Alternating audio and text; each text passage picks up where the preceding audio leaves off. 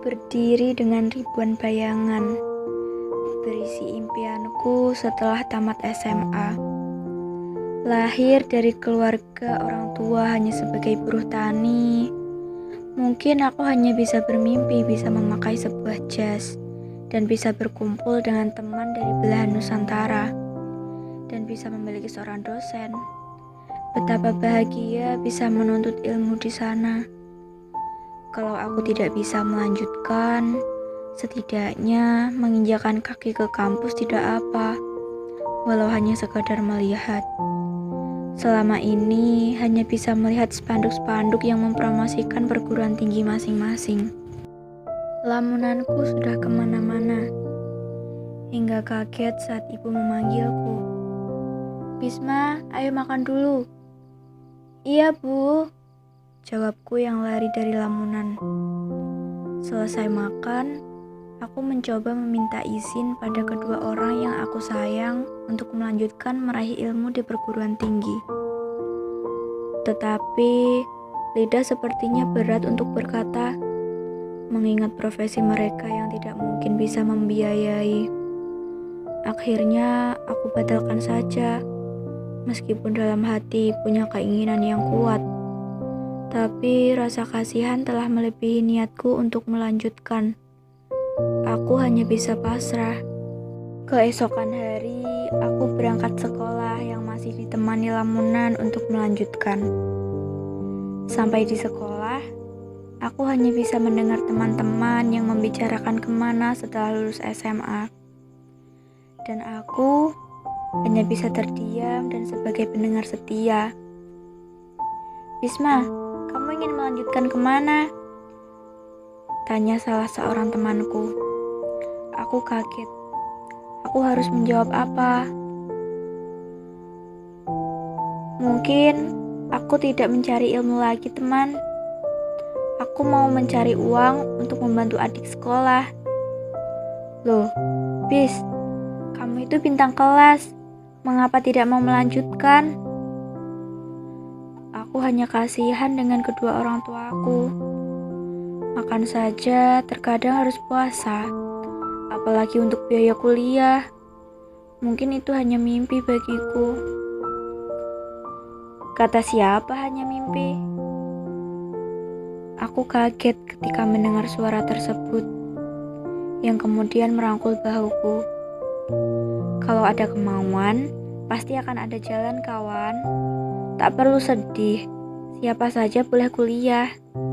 Menuntut ilmu itu tidak hanya bagi orang yang berduit, tapi adalah orang yang niat untuk belajar," tambah temanku.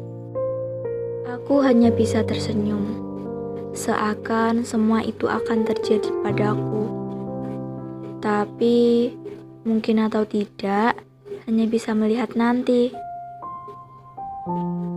Tadi aku dapat informasi dari BK bahwa ada beasiswa selama kuliah yang diperuntukkan untuk anak yang bagus nilai akademiknya dan berasal dari keluarga tidak mampu. Mendengar pengumuman tersebut, aku sudah seperti menerima hadiah yang aku harapkan. Seakan mimpi itu sudah bisa aku raih. Hati yang tadinya panas terasa disiram dengan air. "Yang benar kamu, Ron." Dia menganggukkan kepala dengan penuh senyum, seakan ingin aku bisa ikut melanjutkan di perguruan tinggi. Setelah mendengar pengumuman itu, aku langsung memastikan di ruang BK.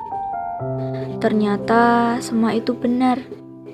Serasa aku sudah bisa bernafas lagi. Tak kuhiraukan kedua orang yang aku sayang mengizinkan atau tidak. Mendengar hal itu sudah menjadi obat bagiku. Sesampai aku di rumah, ku sampaikan pengumuman itu kepada orang tuaku. Namun, mereka sepertinya belum bisa mengizinkan aku untuk melanjutkan dengan alasan, apakah pengumuman itu benar? Jangan-jangan setelah 2 tahun, kita yang membiayai sendiri.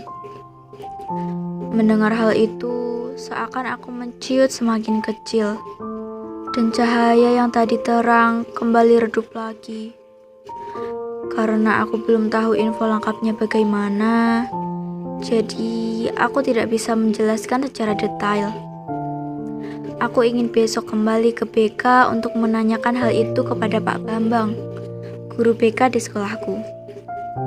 Keesokan hari setelah istirahat, aku mencoba mencari informasi tersebut. Serasa setengah jam saya di ruang BK untuk mendengar penjelasan dari Pak Bambang mengenai beasiswa. Dan beliau sangat setuju kalau aku ikut program beasiswa tersebut. Aku hanya tersenyum.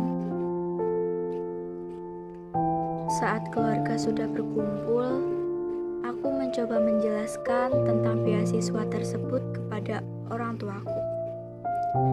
Di atas tikar yang ditemani lampu tidak begitu terang. Mendengar hal tersebut, mereka masih menyuruh menungguku untuk mendapat izin dari mereka berdua. Hati merasa tidak sabar mendengar apa yang ingin disampaikan kepadaku.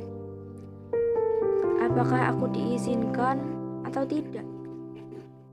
2 hari kemudian, setelah mereka pulang dari kerja di hutan yang letaknya sangat jauh dari rumah, ternyata memberi izin padaku untuk mengikuti program beasiswa tersebut. Hatiku sudah tidak karuan, senangnya bukan main. Langsung aku mencium tangan mereka dan mengucapkan terima kasih disertai air mata dari kami. Semoga kamu berhasil, Nak, tambah ayah sambil menepuk pundakku. Tapi perjuanganku tidak hanya sampai di sini. Banyak yang tidak senang kalau aku akan melanjutkan, yaitu tetangga kami yang merasa iri pada kami. Sampai suatu hari aku mendengar sendiri bahwa mereka mengatakan, buat makan saja tidak ada, mau kuliah. Paling setelah lulus juga nganggur, mending bantu kerja di hutan. Setelah mendengar hal tersebut, hati merasa teriris dengan pisau. Aku hanya bisa mencoba bersabar. Biarkan orang lain berkata seperti itu. Mungkin ini adalah suatu ujian yang dihadapi seorang yang akan meraih kemenangan.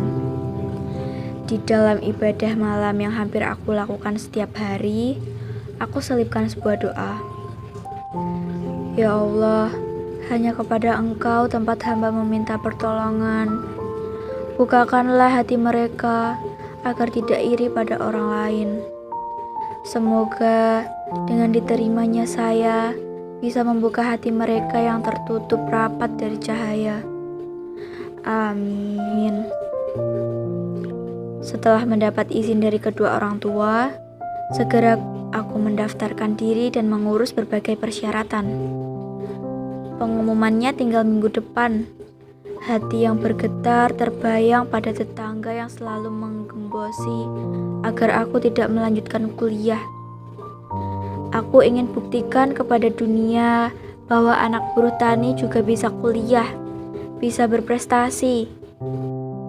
Pengumuman tinggal besok pagi, dan aku harus ke ruang BK. Sebelum aku berangkat sekolah, minta doa restu kepada kedua orang yang aku sayang. Mudah-mudahan impian anaknya tercapai. Meskipun dari kalangan biasa, tapi mencoba untuk menjadi luar biasa. Sambil mengayuh sepeda, ku ucapkan zikir dan doa. Saat sampai di sekolah, pun melewati kantor BK. Pak Bambang memberitahu aku bahwa nanti pukul 11 siang untuk datang ke kantor BK melihat pengumuman beasiswa. Mendengar hal itu, hatiku makin tak karuan. Apakah aku bisa membahagiakan orang yang aku sayangi? Apakah aku bisa memberi nama baik sekolahku? Pikiran sudah mulai campur aduk. Sambil menanti pengumuman, aku sibukkan diriku dengan berdiam di musola sekolah. Aku berharap Tuhan berpihak kepadaku. Aku pasrahkan semuanya. Jam 11 sudah tiba. Rasanya berat kaki untuk melangkah ke kantor BK. Apalagi saat tiba di depan pintu, jantung semakin berdebar. "Bisma, silakan duduk," kata Pak Bambang. Aku menganggukkan kepala disertai senyum manis dari bibirku dan mengambil tempat duduk yang paling nyaman. Di tengah-tengah, aku menarik napas. Tiba-tiba, Pak Bambang mengulurkan tangannya dan mengucapkan selamat padaku. Aku tak menyangka, ternyata aku bisa memakai jas impianku dan bisa bertemu dengan teman-teman se-Nusantara, serta memiliki dosen. Ayah, Ibu, alhamdulillah aku dapat duduk di bangku kuliah. Pelangi takkan